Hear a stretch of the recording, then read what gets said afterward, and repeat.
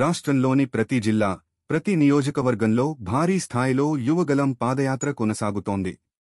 రాష్ట్ర స్థాయి నుండి గ్రామస్థాయి వరకు తెలుగుదేశం పార్టీ కార్యకర్తలు విశేషంగా పాల్గొంటున్నారు.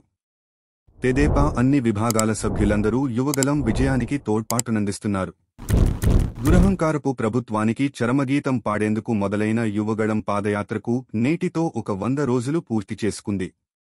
400 రోజుల పాదయాత్రలో ప్రజాగళం వినిపిస్తూ ఎన్ని అడ్డంకులు ఎదురైనా అధిగమించుకుంటూ ముందుకు సాగుతోంది. All the best Lokesh. మిగిలిన 300 రోజులు కూడా విజయవంతం కావాలి.